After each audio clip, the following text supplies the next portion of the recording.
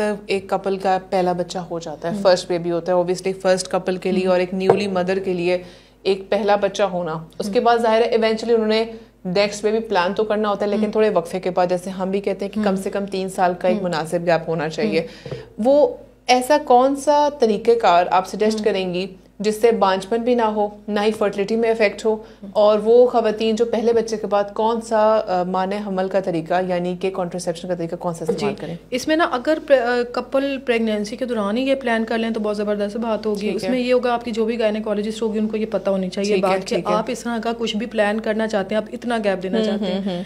फिर आपकी डिलीवरी किसी भी वे के थ्रू होती है, नॉर्मल डिलीवरी होती है या फिर सिजेरियन पे लैंड होते हैं, तो उसमें भी प्रोसीजर पर प्रोसीजर मतलब ड्यूरिंग आपकी डिलीवरी या फिर आपके सिजेरियन के दौरान भी ऐसी, यानी कि कॉपर्टी जिसको आम जुबान में बोलते हैं, मल्टी लोड है इंस्ट्रूमेंट, मतलब वो रख सकते हैं बिल्कुल जो डिलीवरी के फौरन बाद। ठीक है, अगर ये तभी प्लान होगा, ये टेबल पे डिसीजन नहीं होता है, ये तभी प्लान होगा जब आप प्रेगनेंसी के दौरान ही अपने गायनेकोलॉजिस्ट कंसेंट आपने साइन किया, जी बिल्कुल, आपने उनको अपना प्लान दिया, इजाजत दी हो, हमने इतना अरसा गैप देना है, तो वो डिलीवरी के दौरान आपका डिसाइड करेंगे ताकि आपका विजिट भी बच जाए, एक्स्ट्रा विजिट भी ना हो, ना ही कोई इसमें एरर रहेगा। क्या डिलीवरी के दौरान रखने से जैसे बच्चा दानी अगले 40 दिनों में सुकड़ रही होती, क्या कोई बिल्कुल भी उसमें ऐसा तो नहीं होता कि आगे पीछे हिल जाए या नहीं, इसमें क्योंकि हार्मोनल डिवाइस नहीं रखी जाती है, हार्मोनल जो पोस्ट प्लेसेंटा रखी जाती है बिल्कुल डिलीवरी के अराउंड सिजेरियन या डिलीवरी के बाद रखी जाती है, वो कभी भी हार्मोनल डिवाइस नहीं होती है, वो डिफरेंट डिवाइसेस होती हैं, कॉपर्टी मेटालिक डिवाइसेस, तो उनका ऐसा कोई भी इफेक्ट नहीं आता जैसा कि सोचा जाता है कि इन्वोल्यूशन, क्योंकि हर किसी के छिले का रिस्पॉन्स डिफरेंट होता है, किसी को बाज़ वैसे भी ब्लीडिंग ज्यादा होनी होती है। ठीक है,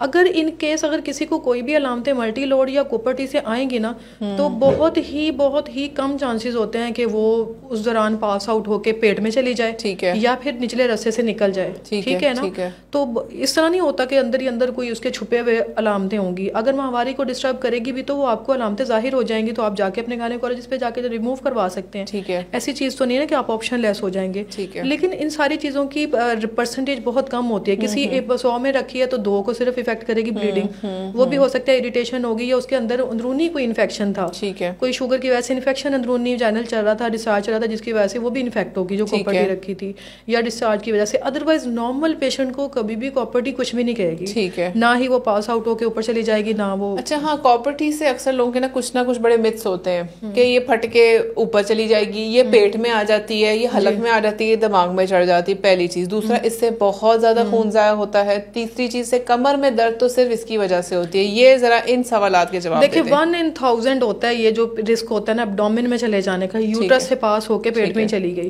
ठीक है ना, 1 in 1000 मतलब बहुत कम। और देखें, अगर पेट में चली भी गई है ना तो उसके पेट के ऊपर बहुत कम साइड इफेक्ट देखे गए, मतलब कि वो बात का सिर्फ यही होता है कि पेशेंट कंसीव हो के आ जाता है, पता चलता है कॉपर्टी यूट्रस में थी ही नहीं तो उसने असर नहीं किया।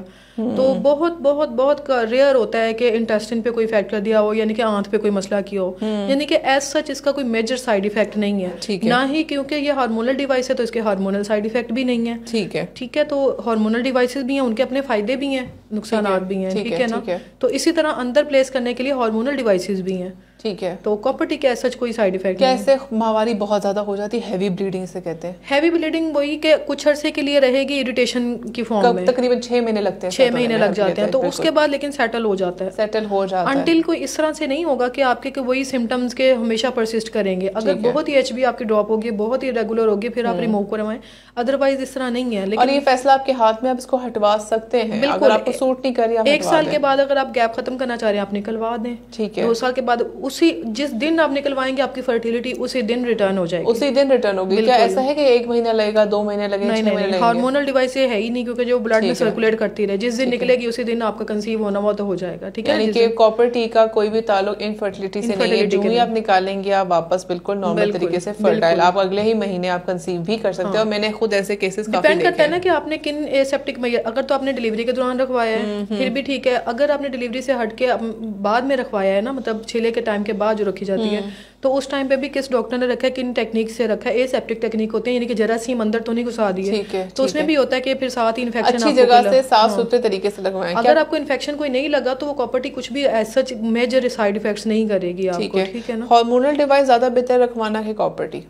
वही पेशेंट टू पेशेंट वेरी करता है। देखिए हार्मोनल डिवाइसेस की कॉन्ट्रा इंडिकेशन बहुत है, यानी कि उनमें ममनू बहुत सारे, इन पेशेंट्स में नहीं रखनी, इतनी लंबी लिस्ट है। ठीक है ना, वो तो मतलब किन किन पेशेंट्स में नहीं रखनी, तो उसमें हार्मोनल जिन पे फिट बैठती है उनमें बहुत कम कैटेगरीज के लोग रह जाते हैं। कॉपर टी के लिए सारे पेशेंट कैंडिडेट सारे सब रखवा सकते हैं। तो हार्मोनल डिवाइसेस में ये आ जाता है कि कुछ पेशेंट्स ऐसे हैं जिनमें मना हो जाती हैं बिल्कुल। हाइपरटेंशन की कैटेगरीज हैं, सर दर्द की हैं, दमा की हैं, मतलब काफी बीमारियां ऐसी जिनमें रख ही नहीं सकते हैं। ठीक है। तो इसलिए अदरवाइज उनके भी कुछ ऐसे हैं कि उनके कुछ बेनिफिशियल इफेक्ट भी हैं। कुछ पेशेंट्स ऐसे होते हैं जिनको हार्मोनल इम्बैलेंस ही हो रहा होता है और उनका साइकिल, फिर उनके हार्मोन्स भी सेट हो जाते हैं और फिर हमें हार्मोनल डिवाइसेस रख के वैसे भी सेट हो जाता है। ठीक है ना, तो उनके डबल हम इफेक्ट ले लेते हैं कि पीरियड्स दूसरा भी रेगुलर हो गया और कंट्रासेप्शन भी हो गई।